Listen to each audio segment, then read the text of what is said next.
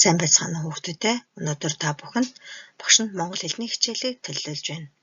Өнөөдөр бүгдээрээ үйл үргийг ялгах балархай гişгийн батгах болно. За үйл үргийг ялгах балархай гişгийн тухай бүгдээрээ өмнөх мэдлэгээ сэргээ санацгаая. За юмыг нэрлсэн үгээс үйл хөдлөлийг нэрлсэн үгийг ялгахын тулд үйл хөдлөлийг нэрлсэн үгийн хээгийг үлгчийн өмнөх балархай гişгийг ялгах гişиг гинэ. За торох гэсэн нэр үгээс торох гэсэн үйл үгийг ялгахын тулд хээгийг үлгчийн өмнө балархай гişгийг бичсэн байна. За торох гэдэг үг маань утгаараа өөр боловч дуудлагаараа ижил байгааг та бүхэн мэднэ. За дараагийн нэг жишээ үгийг тайлбарлая. Төрх.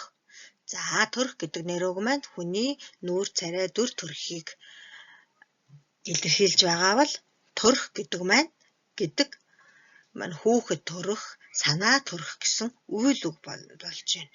Тэгвэл төрх гэдэг нэр үгээс төрх гэсэн үйл үгийг ялгахын тулд төрх гэсэн үйл үгийн хээгийг үлгчийн өмнө балархай гişгийг бичсэн байна. Тэгвэл энэ балархай гişгийг ялгах гişиг гинэ. За ялгах үүргээр орсон балархай гişиг гээгдэхгүй. Хизээч гээгдэхгүй гэдгийг бид бүхэн өмнөх хичээлүүдээрээ үзсэн байгаа. За бүгдээрээ ингээд ялгах үүрэгтэй балархай гişгийн тухай мэдлэгээ сэргээн санацгаасан. За тэгвэл хадаас хадах гэсэн эхийг багштайгаа хамт уншаарай. Энгийн мэт санагдах боловч хамгийн их тохиолддог ажлын нэг нь хадаас хадах юм. Энэ ажил нь эвдвийг шаардна. Ан цав амархан гарах модонд хадах хадаасны үзүүрийг бахиархавчих эсвэл алхаар зохих үзүүрийг нь мөлийлгэх хэрэгтэй.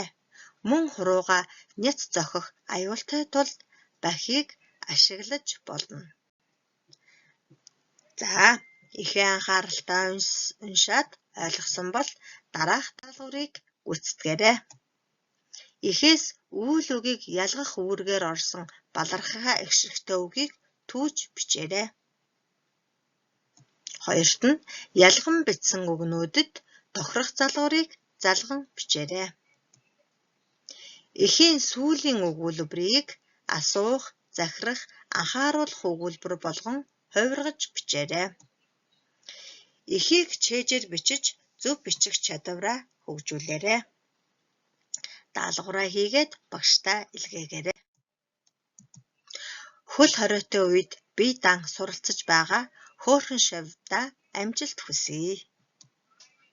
Эзэн хичээвэл заяа хичээнэ. Анхаарал хандуулсан чамдаа баярлалаа.